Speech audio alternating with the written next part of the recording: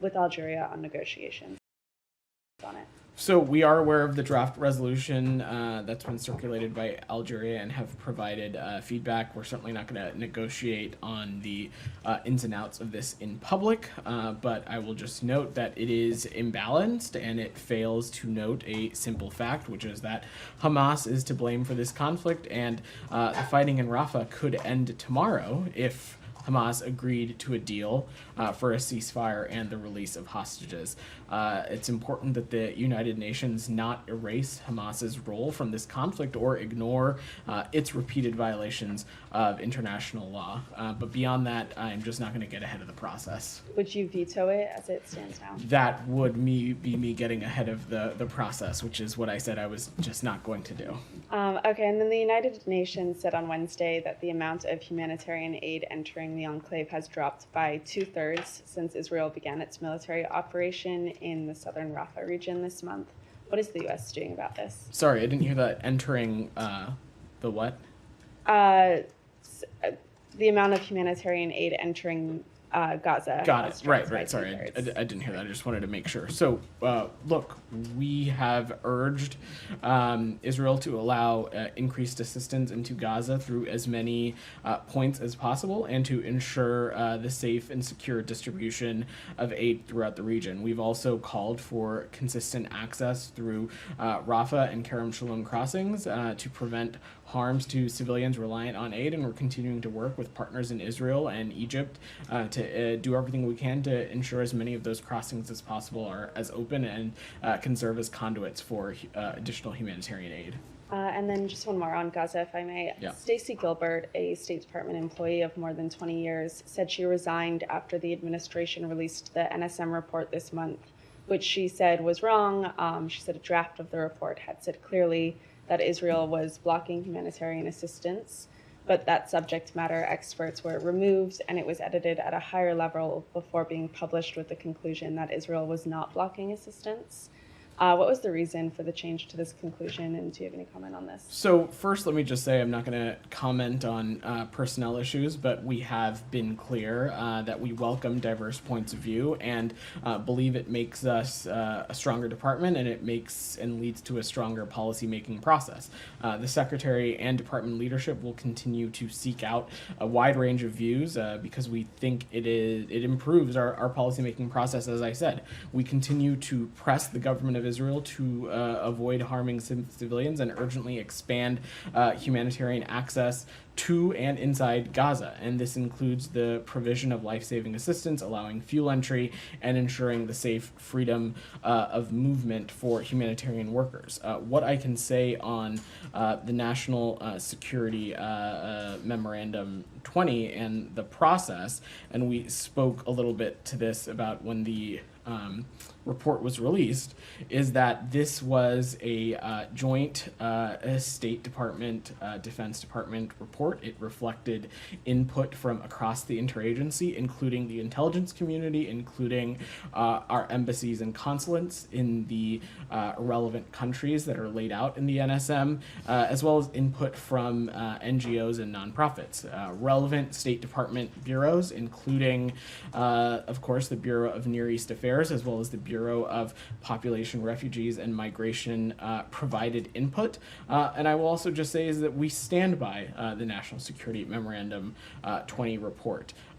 We are not an administration or a department that twists the facts, and allegations that we have are unfounded. But this is, as any report and as any process that is undertaken in a policymaking process, these processes are deliberative and they involve inputs from people at a variety of seniority and expert levels.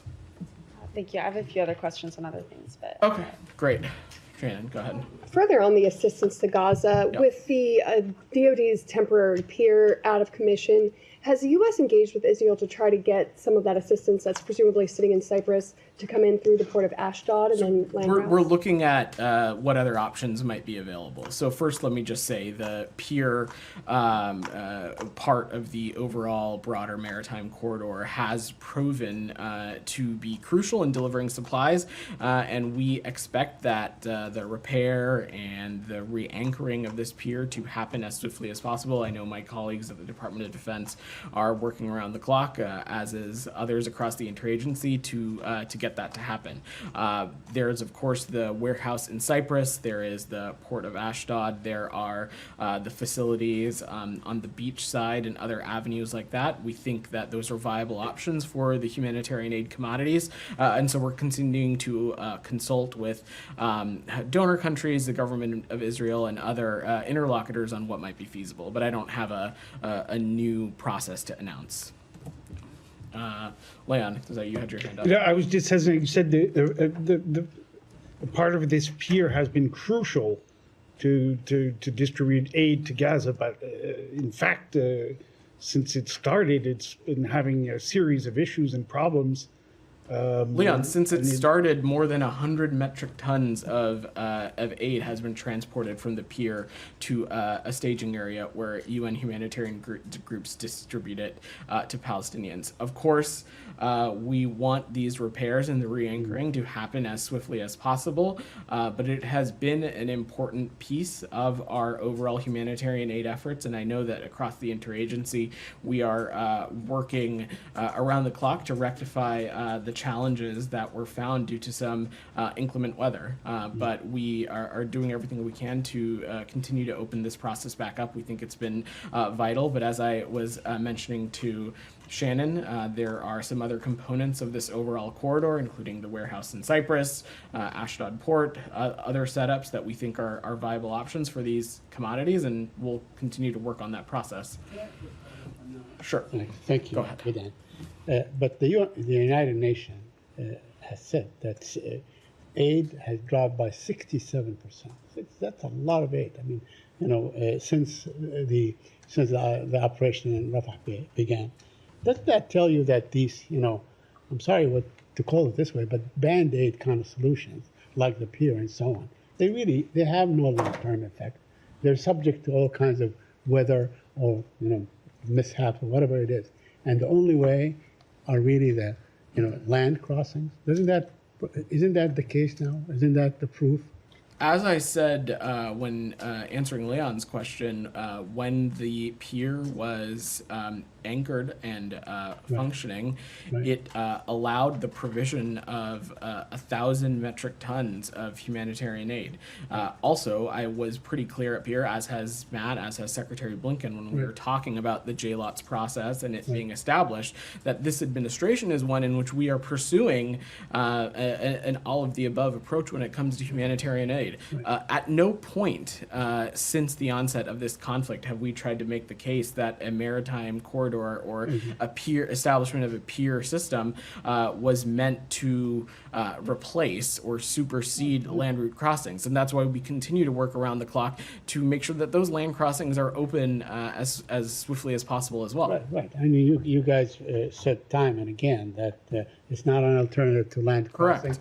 But that continues to be the case. Why not? Then why not bring to bear whatever abilities you have, whatever pressure you have on the Israelis to allow more aid to go through the crossings, the land crossings, or your Egyptian ally, or whatever. I mean, whatever land crossing there is available. We are continuing to engage exactly in that kind of diplomacy to turn on and to open as many crossings as we can, and we'll continue to pursue that. And do you feel that we can see the reopening or the resumption of aid through these crossings anytime soon? Do you have a Said, it's important to note that aid is flowing among the crossings that exist.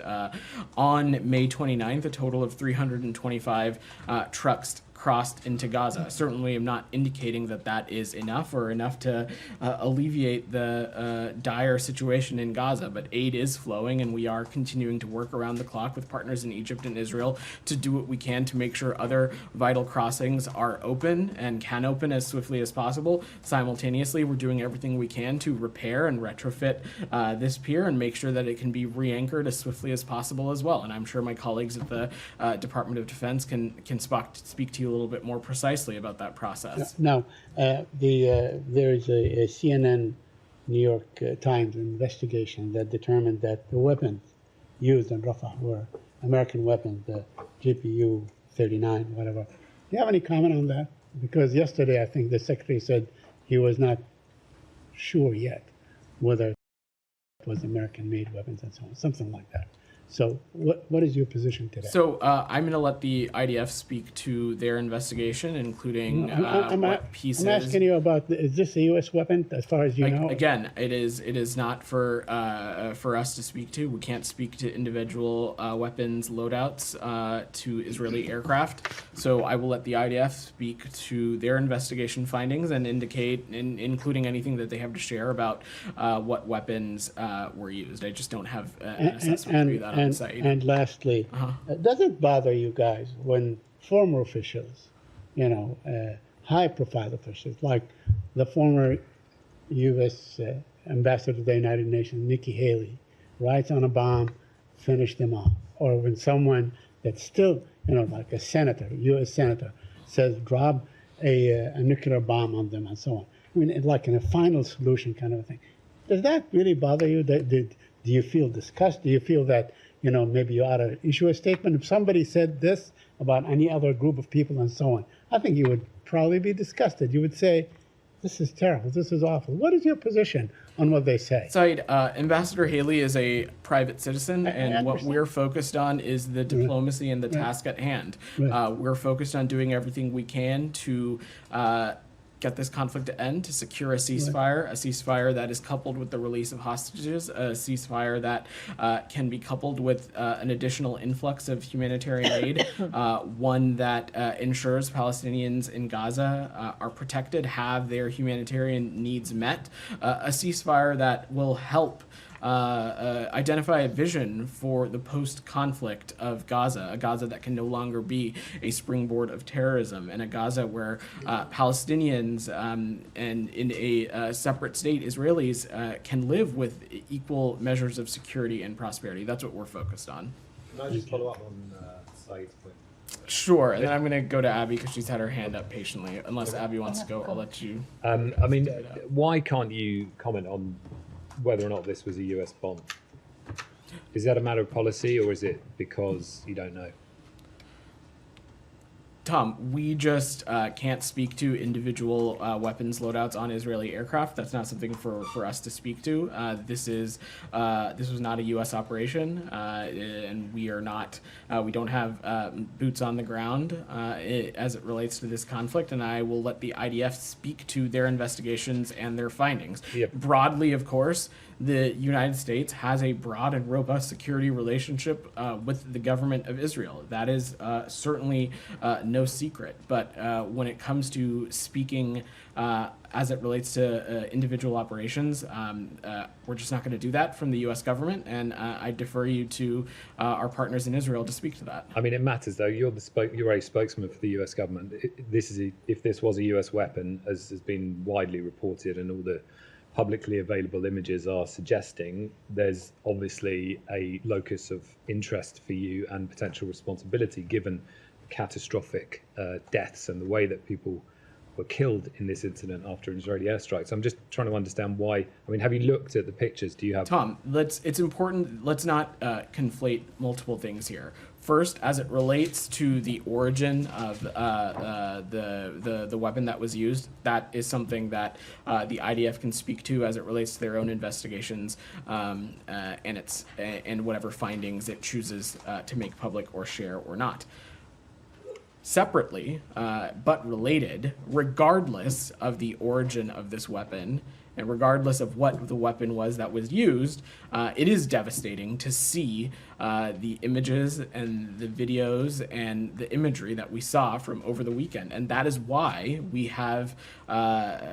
went to the Israelis as soon as we were made aware of this, about answers about how this incident happened, why the level of civilian harm took place, even though it was not necessarily the intent. We need to understand how this transpired, and we believe that understanding that will also continue to help the government of Israel and the IDF as it continues to conduct its operations. That is true. That is our belief, regardless of whatever the weapon of origin is, and that is something that our Israeli partners can speak to in their own investigation. I think my question is just more about whether you know the origin of this weapon and you can't and won't talk about it, or whether you don't know. That's just not something I'm going to speak to, certainly not from the State Department. What you're talking about, if you want to get very technical, is no, it's not what technical. the specific weapon every used in a weapons specific expert operation. These images has established that it's an American weapon, so it just seems a slightly peculiar position not to be able to. I'm just not going to speak that. to specific weapons payloads. Okay, and just on the, I think there was a operations. bit of confusion perhaps on Monday about the location of the tents and the fire and where the bomb or the bombs were dropped. And certainly the aerial images that have emerged since then appear to show the structures that were attacked very close to quite a lot of tents. The Palestinian journalist that took the photos of the tail fin and the electronics board of the weapon says that a child told him he found the electronics board in his tent, which would suggest a close proximity of the tent to the strike. So have you got any further 3 days on now about proximity? We don't unfortunately have any additional information, Tom. That's something we're continuing to engage with our partners in Israel. We have been told by the Israelis that it is conducting an investigation. We want to see that happen thoroughly, swiftly, and transparently. And as I said, looking into these kinds of things, making these kinds of assessments are critical to ensuring that the IDF avoids similar tragedies in the future. Abby. Thank you. The Secretary said yesterday that in light of the horrific consequences for their actions within Rafah, they have to consider whether the incremental gains made against Hamas are worth those unintended consequences. Does the administration believe that Israel is moving closer to that red line that they drew for reconsidering supplying U.S. weapons? So look, as it relates to a major military operation in Rafah, we have yet to see such a one transpire. There has been an uptick in military operations along the Philadelphia corridor on the outskirts, but we have not seen a major operation as it relates to Rafah. We're going to continue to monitor conditions on the ground and see what happens. But Abby, to take a step back, what the Secretary was referring to is something you've heard him say before, in that over the course of this conflict, it is imperative that our partners in Israel have a vision for what the day after this conflict is going to look like, and steps are taken to do whatever we can to help get the region out of this endless cycle of violence. That is in line with what the Secretary laid out in Tokyo last December, when we're talking about some of the key tenets of our vision for this region, a Gaza that can no longer be a springboard for terrorism against the Israeli people, a Gaza that is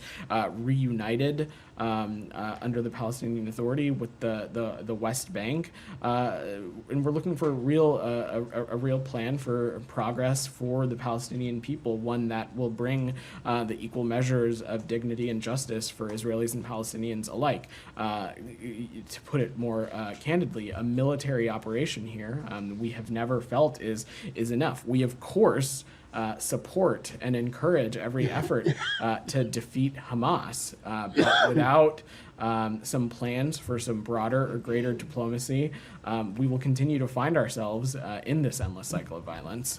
Can I follow up? I have one more. Sorry. Oh, go ahead. No, go ahead. Better. Why don't I you just go had ahead? one more related question. Yeah. Can you confirm some of these reports that U.S. and Israel and Egypt will be meeting next week to discuss opening the Rafah crossing and securing the border between Egypt and Gaza, and what does the U.S. hope to see as far as who would be administering the Gaza side of the Well, Abby, I'm not going to speak to specific reports and diplomatic conversations. What I can say is that we are engaged in this work around the clock. We have been working tirelessly with our partners in Egypt and partners in Israel to do what we can to get the Rafah border crossing open. I'm not going to preview or hypothesize on logistically or technically what that can look like. We will let this process play out. Rabia. Thank you, Vedant. On the wording you use on Rafah, you say it's not a major operation. But I mean, 54 people have been killed in Gaza over the past 24 hours. Nearly 1 million people have already fled Rafah over the past 3 weeks as Israeli strikes continue. We have seen Israeli tanks in Rafah, although you deny. Are these acceptable for you? I mean, is there a line, where is the line, the limit for you to say, okay, this is enough and this cannot continue anymore? I'm just not going to preview or try to pinpoint a hypothetical like that, Rabia. The truth of the facts on the ground is that we have yet to see a major military operation into Rafah. As I said, we have seen an uptick in military operations at the border in the Philadelphia corridor and in the outskirts, but we have not seen a major operation into Gaza. We are into Rafah. I'm sorry. We will continue to monitor conditions, and we will continue to see what happens. What would be a major operation? I mean, what would... Again, we have been clear about what this isn't, which is not a major military operation. I'm not going to categorize it into one box or another. This is obviously a very dynamic and fluid situation. We're going to continue to consult with our partners in Israel and engage on these issues. Just a quick follow-up on yeah. Tom and Said's Yeah. Question regarding the CNN analysis on U.S. weapons. I mean, this analysis was based on open source information, like footage.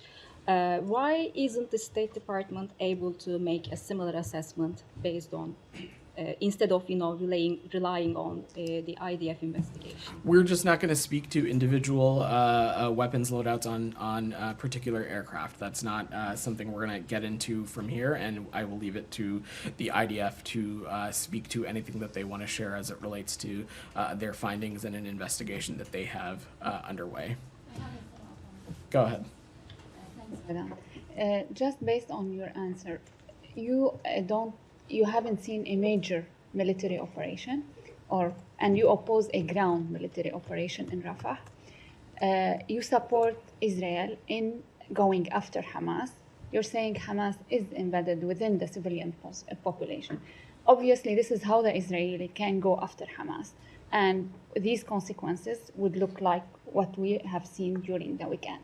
So, just can you say on the record that you support what's taking place now without calling it a major military operation or a target military operation? Just can you give us an answer whether you support what's happening and what's taking place the way it's taking place now in Rafah? We support efforts to defeat Hamas, and we have supported those efforts since October 7th. Of course, at every measure, we have continued to stress the moral and strategic imperative to make sure that these military operations are conducted in a way that minimize civilian casualties. Obviously, just based on the imagery, the events of this past weekend failed to meet that mark.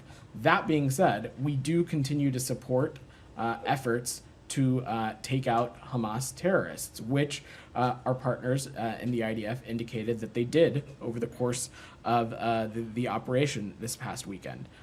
So again, we support efforts to take out Hamas. We, of course, also will continue to stress that they need to be conducted in ways that do not impede humanitarian aid access, that do not put undue risk at civilians, Palestinian civilians within Gaza. One more question, if I may. Regarding the tension, nobody can deny that there's a tension growing between the Israeli and the Egyptians. Now we have a delegation, the White House is sending a delegation. To what extent the State Department, this department, is engaged in at least avoiding this escalation.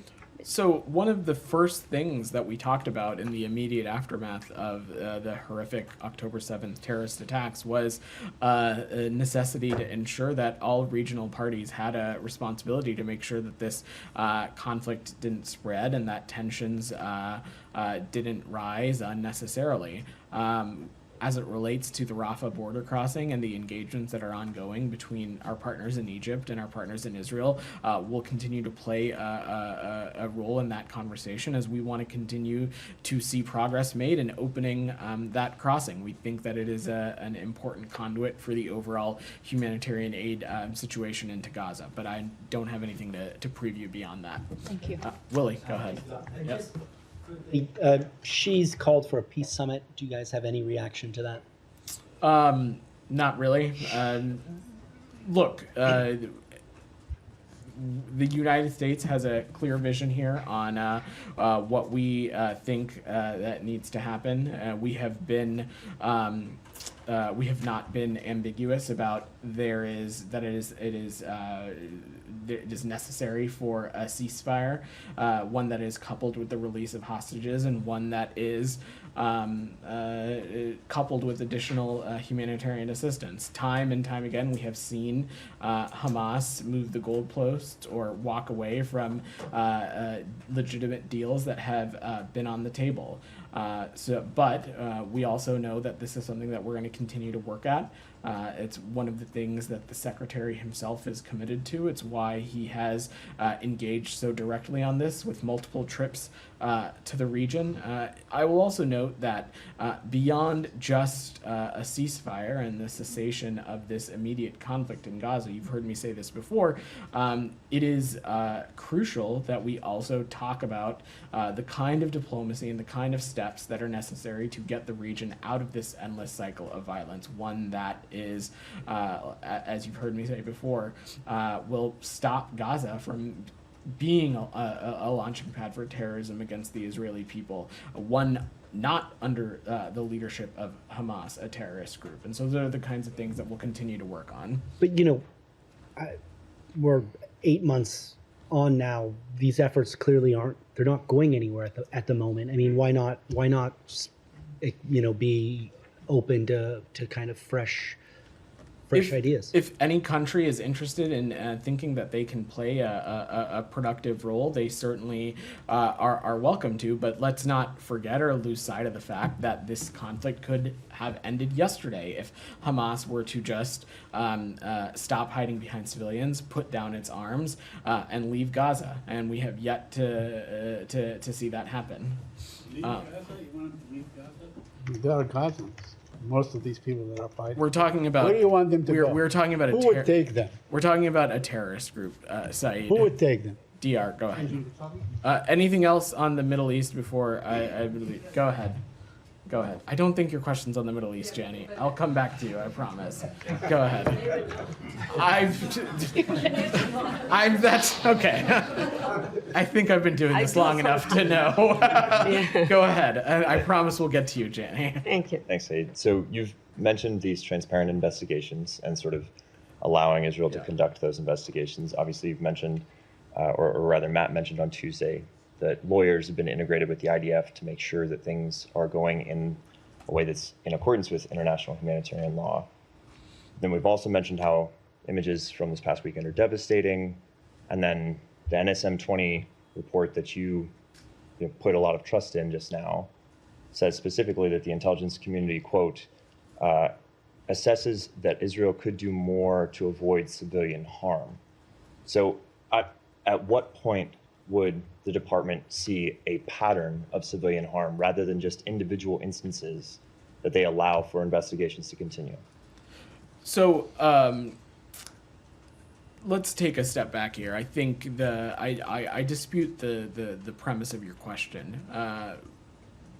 There has not been any indication over the course of this conflict any kind of intentional targeting or harm of civilians. What we are talking about is a primary belligerent, Hamas, that has a clear track record of co-locating itself among civilians and civilian infrastructure. And so that has created an incredibly complicated and complex warfare scenario in Gaza right now.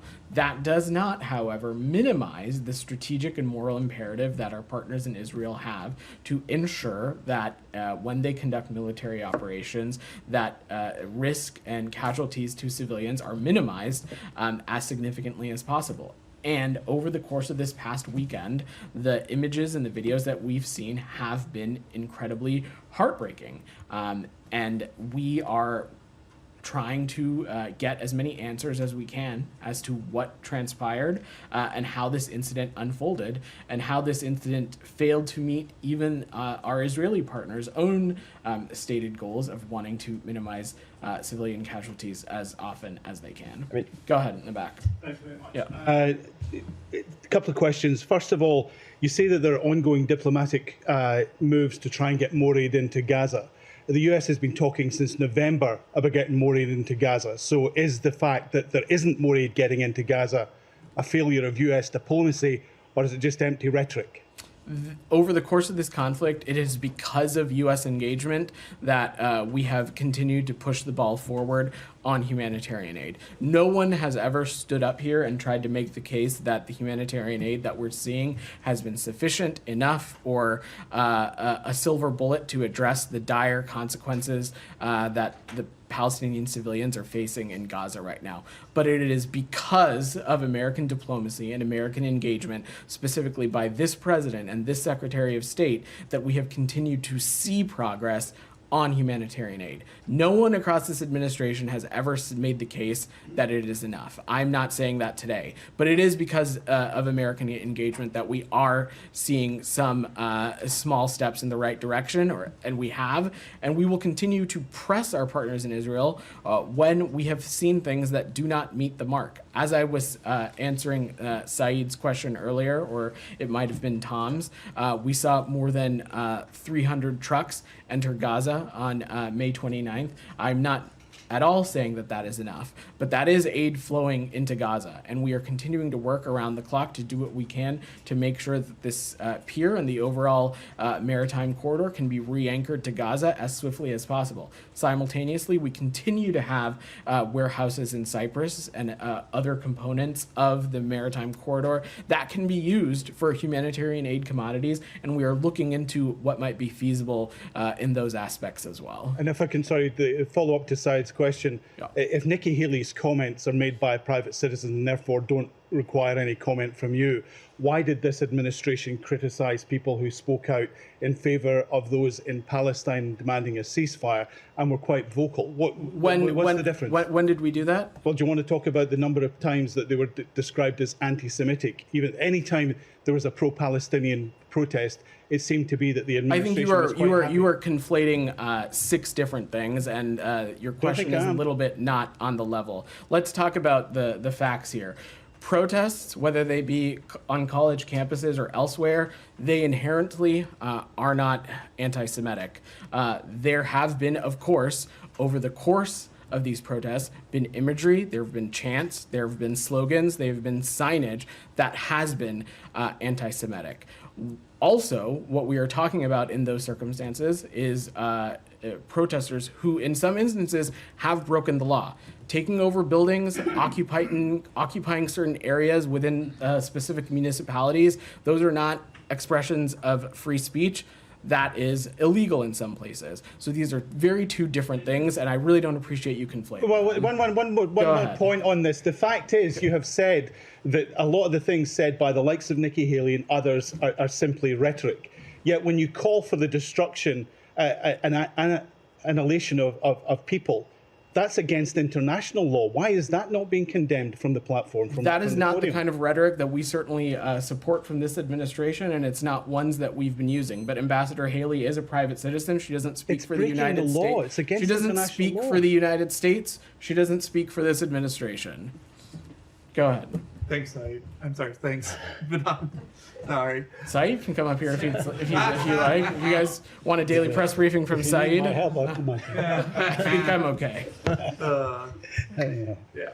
How much of the Indo-Pacific priorities have been affected by the wars in Ukraine and Gaza? Security analysts say leaving Taiwan, Japan, and the Philippines to deal with China's gray zone tactics may lead to failed deterrence. Do you agree with that assessment? We don't at all. Let me just be very clear about this. We have not taken our eye off the ball when it comes to our efforts and our focus on the Indo-Pacific and the Asia region broadly. Let's not forget that in the past year alone, you have seen this president convene a historic trilateral summit at Camp David between Japan and the Republic of Korea. You saw him hold a historic summit in Woodside, California, with the president of the People's Republic of China. Secretary Blinken himself, in the past 12 months, has been to China twice, as have other members of this administration.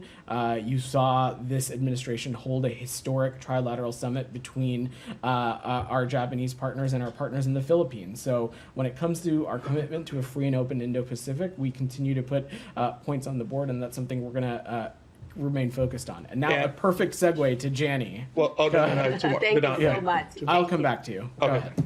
Thank you so much about the North Korean balloons about North Korea distributed about 260 garbage balloons across South Korea. They are also attacking GPS radio waves and have launched about 10 ballistic missiles into the East Sea. What can you say about North Korea continuing its provocation in the various ways? We continue to call on the DPRK to refrain from provocative actions and return to diplomacy. We condemn the DPRK's May 29th ballistic missile launch, and these launches, like other ballistic missiles, are in violation of multiple UN Security Council resolutions. They pose a threat to regional and international peace and security, and undermine the global and security, the global non-proliferation regime. We'll continue to consult closely with the Republic of Korea, Japan, and other allies and partners on how to best engage with the DPRK. How does the United States view China's failure to play its role despite North Korea's continued provocations? Well, you've heard me say this before, Jani. We continue to believe that there are countries who have a relationship with the DPRK and have influence with the DPRK that have a responsibility to rein in and influence some of the malign and bad behavior that we are seeing, especially a country like the People's Republic of China, which sits on the UN Security Council. When we're talking about launches that are in violation of certain UN Security Council resolutions, it's of course incredibly concerning. Michelle. Yeah, two questions. Vedant. Sorry. On the same topic too. Go ahead. You condemned the ballistic missile launch, but you didn't say anything about the balloons with the fecal matter in them. Do you have any comment on that? Nick, any kind of aerial object, certainly we would find destabilizing and provocative, and we continue to consult closely with the Republic of Korea and Japan against these kinds of malign and destabilizing behaviors. Yeah, Michelle. Two questions. One, do you have any reaction to Russia Foreign Minister's statement that Russia will react to the deployment of any U.S. missiles in the Indo-Pacific region? So I've seen those reports, Michelle, and let me just say that the U.S. does not assess returning nuclear weapons to the Indo-Pacific as necessary at this time, and the U.S. has no plans to forward deploy nuclear weapons to the Korean Peninsula. But let's not forget that it is the Russian Federation that time and time again, dating back to the early days of its aggression into Ukraine, that it has recklessly participated in nuclear saber rattling, talking about the use and deployment of nuclear weapons, and going as so far as to withdraw from New START. So I think it's important to have some context here. And another one on the region. To what extent the U.S. aid administrator Samantha Power reflects the views of the administration when she said that the conditions in Gaza are worse now than ever before. So look, Michelle, it is not hyperbole to say that the situation in Gaza is dire. You've heard us say time and time again that there is immense concern of the onset of famine. That is why we are doing everything we can to ensure that more humanitarian aid can flow into Gaza. We're working tirelessly to open as many crossings as we can for that to take place. But is it your view as the views that Samantha Power expressed? I'm not gonna. I don't have any reaction to her specific comments, but you've heard us say this before. The situation in Gaza is dire. It is incredibly concerning, and that is why all appropriate interlocutors need to do everything they can to get more additional humanitarian aid into Gaza. Daphne, go ahead. Thank you. Just back on China, Yeah. how was Deputy Secretary Campbell's meeting with China's Executive Vice Foreign Minister this morning, and what was the focus of that? So I think we'll have a more formal readout coming later today, Daphne. But to confirm, Deputy Secretary Campbell did meet today with the PRC Executive Vice Foreign Minister. This visit follows, as you know, Secretary Blinken's recent trip to Shanghai and Beijing, and it builds on the intensive diplomacy that has happened with the PRC over the last year to responsibly manage competition in the relationship, even in areas where we disagree. And as you heard us say, I would say on the margins of the President's historic summit in Woodside, we expect there to be continued engagement at senior levels from both sides of the Pacific. And I expect we'll have a more formal readout later today.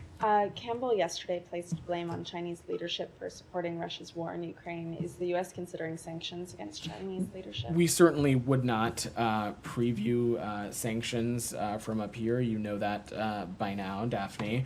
But this is something that we have talked about pretty clearly before, that this is a point of view that's not just held by the United States, but also held by the G7, the EU, and NATO countries as well, is that PRC support and the reconstitution of the Russian defense industrial base, it not only threatens Ukrainian security, it threatens European security. And we've made that clear in our engagement. The Secretary did when he was in the region. And if China does not curtail its support for Russia's defense industrial base, the U.S. Will be prepared to take further steps. But I'm not going to get into that from up here.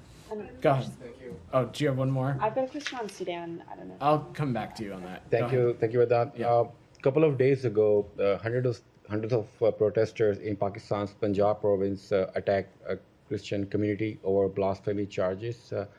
We have seen some horrifying images, and this is not the first time Christians in Pakistan are facing such kind of attacks. So do you have any comments on that? So we are aware of recent media reports of mob violence and blasphemy charges against a Christian man over alleged desecration of the Quran. And as we've previously stated, we are always concerned by incidents of religiously motivated violence. Violence or the threat of violence is never an acceptable form of expression, and the U.S.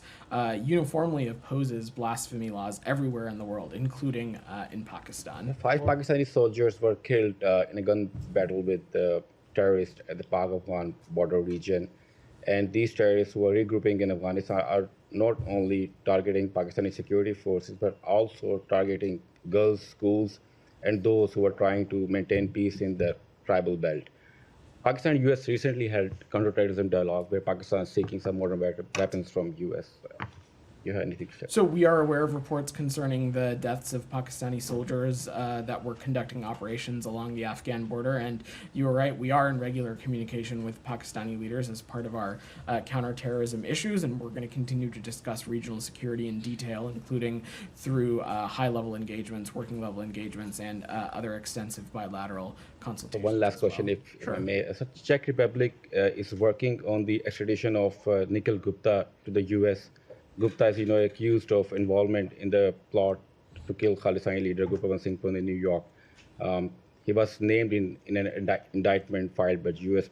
prosecutors. Do you have any details on that? So I would just refer you to the Department of Justice, who can speak to that. We're not going to comment on pending extradition matters. Jalil, go ahead. Thank you very much, Mr. Vedant. Only two.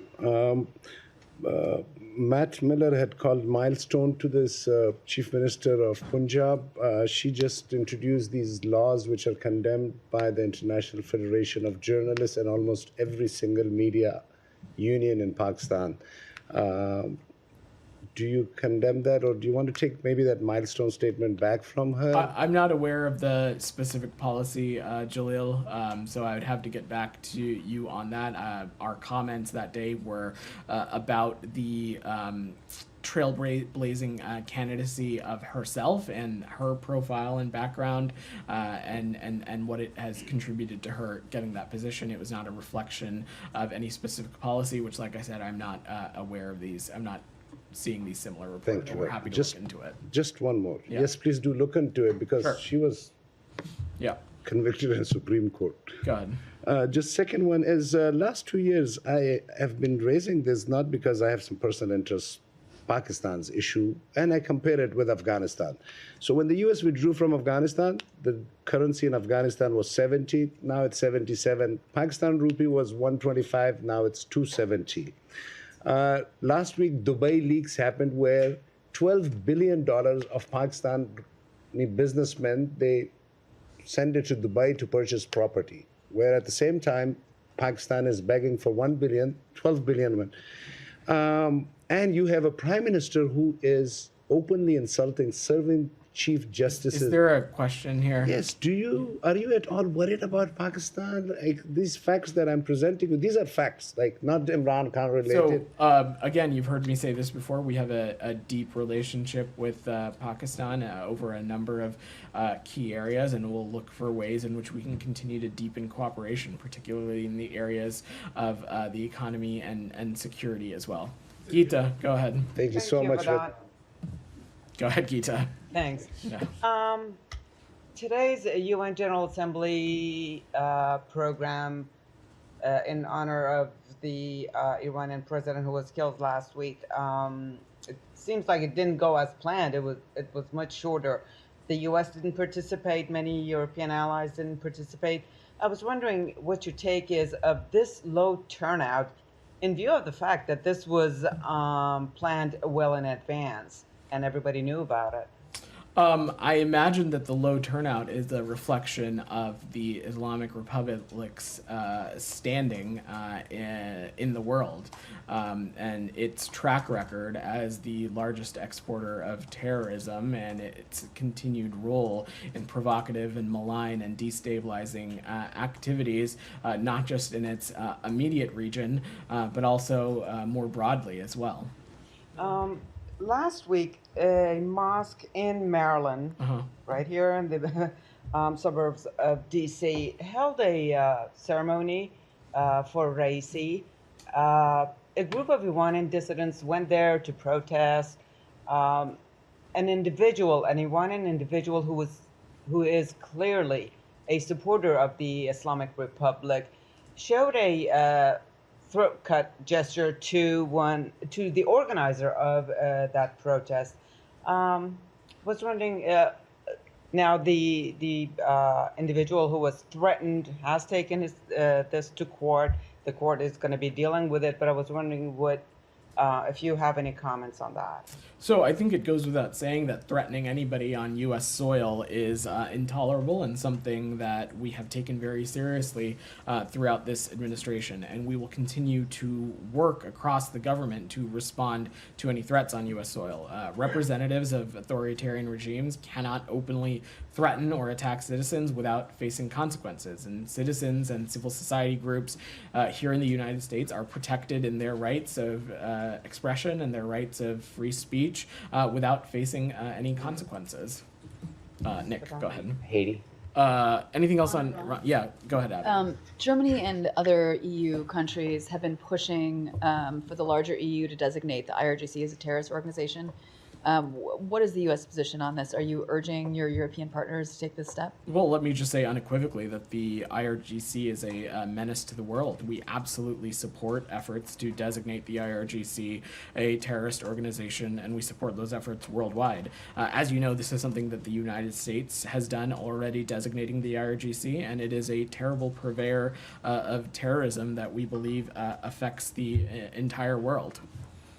One more. Sure. It's go been ahead. 18 months since a resolution was passed at the IAEA Mhm. against Iran for their failure to comply with their investigation into their undeclared nuclear sites. Given the rapid development of their program since then, is the U.S. in support of pursuing another resolution against Iran for their failure to comply? And if not, why not? We're continuing to remain tightly coordinated on this with our E3 partners. No decisions have been taken with respects to any particular upcoming Board of Governors meetings, but I will just say is that we, the United States, are actively increasing pressure on Iran through a combination of sanctions, deterrence, and international isolation. We'll continue to pursue those lines of efforts also. DR, go ahead, and then Nick, I'll come to you and we can try and wrap Two up. questions, Yeah. one on the Kurd and the other one Uh-huh. on Rojava. As you were closely engaged with the Kurdish political parties and also with the Kurds about the election, recently the Iraqi High Commission, Electoral Commission requested the Kurdistan Region President to reschedule the election to September 5th. How do you view this request and how do you view the IKR election overall? So we understand that the High Commission requires a delay in order to implement some recent changes to the allotment of seats in the Iraqi Kurdistan parliament, and we urge the parties to reach an agreement quickly to schedule free, fair, and transparent elections as soon as feasible. And secondly, question on election, but this time on Rojava. The Autonomous Administration of North-East Syria, Rojava, they are going to have an election on June 11th. Does the U.S. representative to Syria monitoring this election, and how do you view the process of that election in Rojava? So you've heard us say this before, that any elections that occur in Syria should be free, fair, transparent, and inclusive, as is called for in UN Security Council Resolution 2254, and we don't think that the conditions for such elections are in place in northeast Syria in present time, and we've conveyed this to a range of actors in northeast Syria. Nick, go ahead. Yeah. Haiti, can you confirm reports that U.S. officials had negotiated with gang leaders in Haiti for the recovery of the 2 U.S. missionaries' bodies who were killed? And then also, do you know if those bodies have been repatriated? What I can say, Nick, is that those bodies have been repatriated. They are in the United States now. I'm not going to get into the deliberations beyond that. I will just echo what you heard the department say over the weekend, which is that we extend our deepest condolences to the families of these 2 American citizens.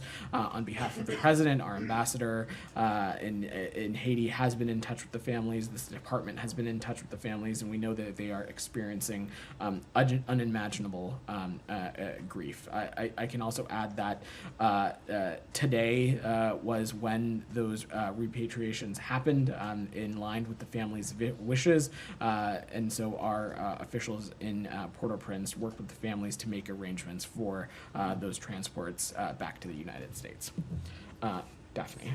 Yeah. So Sudan's army yesterday. So broadly, Daphne, I can just say is that we're engaged in intensive diplomacy to end this war and to mitigate the humanitarian crisis and to prevent future atrocities. As you noted, the Secretary spoke with General Brahan earlier this week, and the point of that conversation was to press him to end the conflict in Sudan and to resume negotiations under the Jeddah platform and enable unhindered humanitarian access, including cross-border and cross-line, to alleviate the suffering of the Sudanese people. All right, thanks everybody. Thanks everybody. You said you'd get back to me.